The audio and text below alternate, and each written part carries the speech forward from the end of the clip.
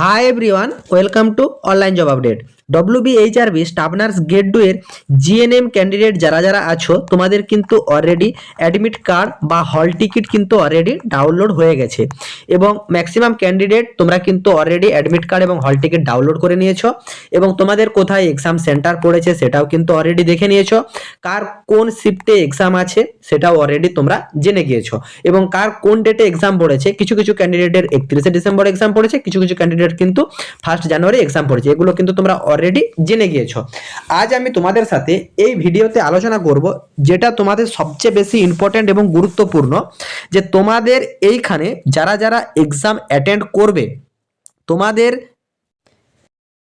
সবচেয়ে যেটা confuse, GNM ক্যান্ডিডেটের কিন্তু বিভিন্ন রকম শিফটে এক্সাম অনুষ্ঠিত হচ্ছে এবং বিভিন্ন রকম শিফটে এক্সাম অনুষ্ঠিত হওয়ার কারণে কোন শিফটের কখন রিপোর্টিং টাইম থাকছে সেটা কিন্তু ম্যাক্সিমাম ক্যান্ডিডেটের বুঝতে অসুবিধা হচ্ছে।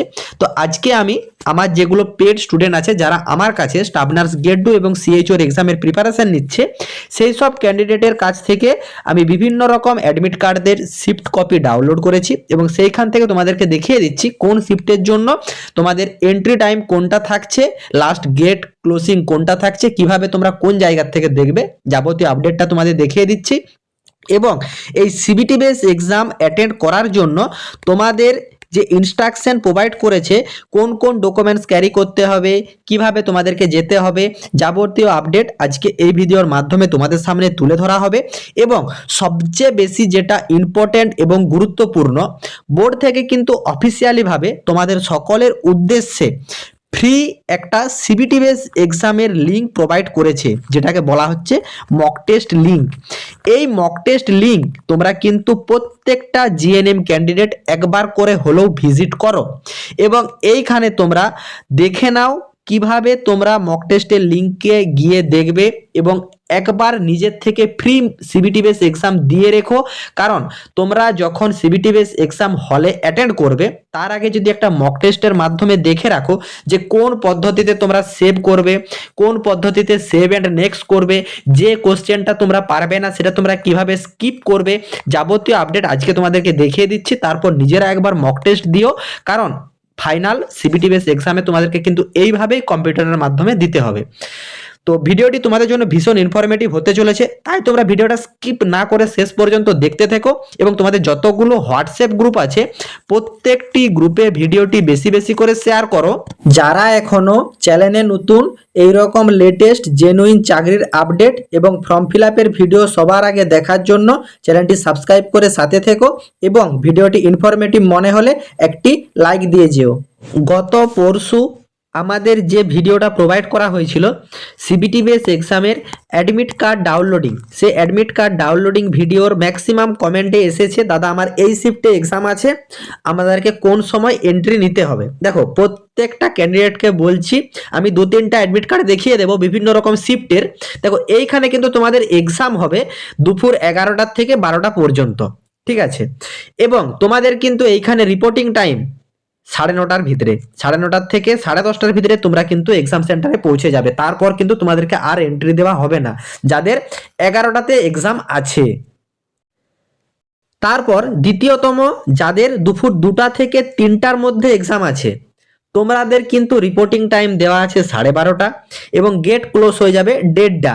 তার ভিতর কিন্তু তোমরা এন্ট্রি নিয়ে নেবে এবং তোমাদের কিন্তু এক্সাম শুরু হয়ে যাবে অলরেডি দুপুর 2টাতে। এইগুলো আমার যেগুলো পেড স্টুডেন্ট আছে যারা আমাদের কাছে স্টাফ নার্স গ্রেড 2 এবং সিএইচওর এক্সামের প্রিপারেশন নিচ্ছে, সেই সব স্টুডেন্টদের অ্যাডমিট কার্ডের থেকে আমি তোমাদেরকে আপডেটটা দিচ্ছি।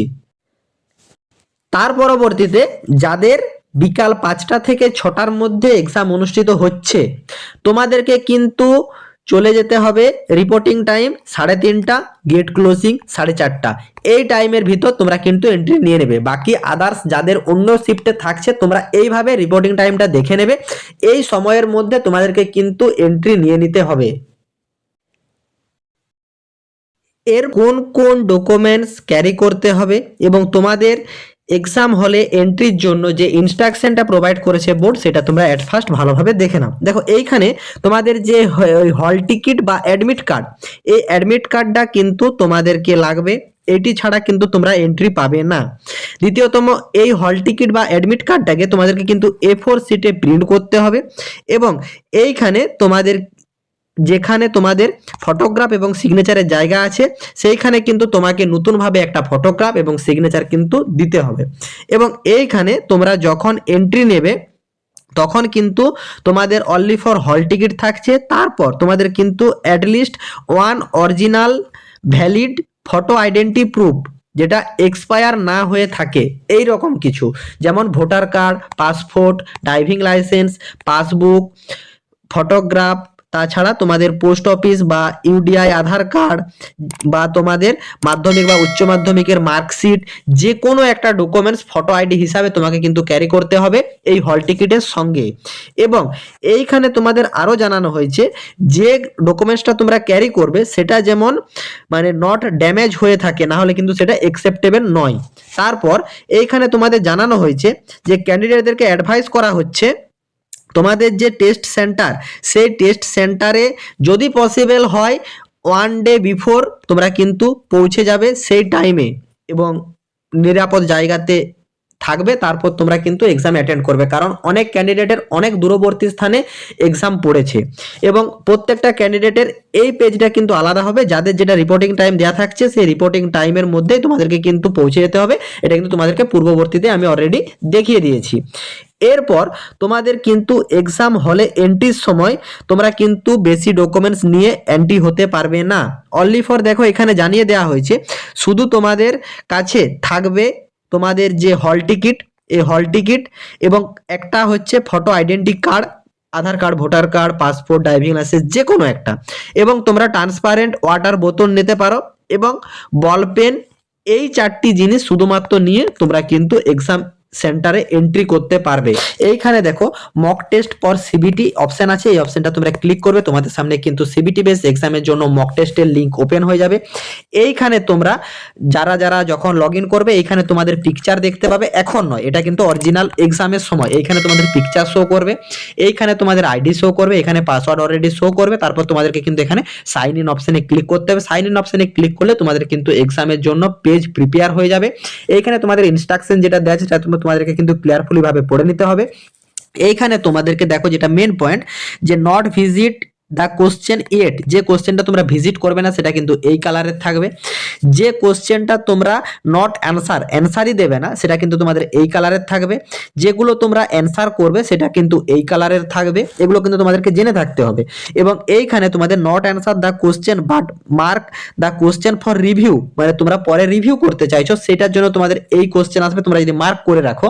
এবং এইখানে তোমরা যে কোশ্চেনটা মার্ক ফর রিভিউ করে রাখবে সেটা কিন্তু এই কালারের আসবে। ঠিক আছে, এগুলো তোমাদেরকে ইনস্ট্রাকশনে জানিয়ে দেবে এবং এইখানেও কিন্তু অলরেডি জানিয়ে দিয়েছে। তারপর তোমাদেরকে পুরো ইনস্ট্রাকশনটা পড়তে হবে। এইখানে তোমাদের নেগেটিভ মার্কিং কত কি থাকছে সেগুলো তোমাদের জানিয়ে দেওয়া থাকবে। প্রত্যেকটা কোশ্চেনের উত্তর মানে উত্তর সিলেক্ট করার পর সেভ অ্যান্ড নেক্সট অপশনে ক্লিক করতে হবে।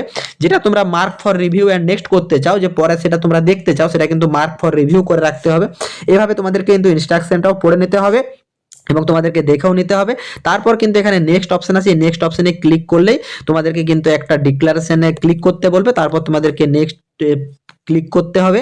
তারপর কিন্তু তোমাদের সামনে অলরেডি সিবিটি বেস এক্সামের পেজ ওপেন হয়ে যাবে এবং এরপর তোমাদেরকে এখানে পরপর ভাবে কোশ্চেন পড়তে হবে। সেই কোশ্চেনের যে অ্যান্সারটা আসবে সেই অ্যান্সারটা তোমাদেরকে এখান থেকে সিলেক্ট করে নিতে হবে এবং অ্যান্সার সিলেক্ট করে নেওয়ার পর যদি সেই অ্যান্সারের উত্তর ঠিক থেকে থাকে তখন তোমাদেরকে কিন্তু এখানে সেভ অ্যান্ড নেক্সট করে পরবর্তী কোশ্চেনে চলে যেতে হবে। এবং কোনো কোশ্চেনের উত্তরটা তোমরা ধরো মার্ক করে রাখতে চাইছো, পরবর্তীকালে দেখতে চাইবে, সেটা কিন্তু mark for review and next এই অপশনে ক্লিক করলে সেই কোশ্চেনটা কিন্তু মার্ক আউট হয়ে থাকবে। পরবর্তীতে তোমাদের এক্সাম কমপ্লিট হওয়ার পর বা মাঝে যদি তোমার মনে হয় যে এই কোশ্চেনের উত্তরটা আমি একবার দেখবো বা এটা আমি সিলেক্ট করব, সেটা কিন্তু তোমরা তখনই এইখানে তোমরা চলে আসতে পারবে।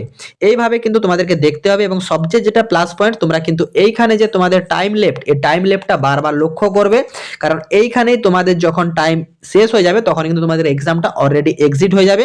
এইভাবে তোমাদের এক্সাম কমপ্লিট করার পর তোমরা কিন্তু সেভ সাবমিট অপশনে ক্লিক করে দিলে তোমাদের এক্সাম কিন্তু ফাইনাল সাবমিট হয়ে যাবে। আশা করি বোর্ড থেকে যে ইনস্ট্রাকশনগুলো প্রোভাইড করা হয়েছে সেই ইনস্ট্রাকশনটা তোমরা কমপ্লিট ভাবে বুঝতে পেরেছো এবং কিভাবে তোমরা ফ্রি মক টেস্ট দেবে সেই মক টেস্টটা সম্পূর্ণ বুঝতে পেরেছো এবং কার কোন শিফটে এক্সাম পড়েছে এবং কোন সময় তোমাদেরকে এন্ট্রি নিতে হবে সেটা তোমরা সম্পূর্ণ বুঝতে পেরেছো। কারো যদি কোনো জায়গাতে কোনোরূপ কোয়েরি থাকে কমেন্ট বক্সে কমেন্ট করো, আমি রিপ্লাই করব। টাটা।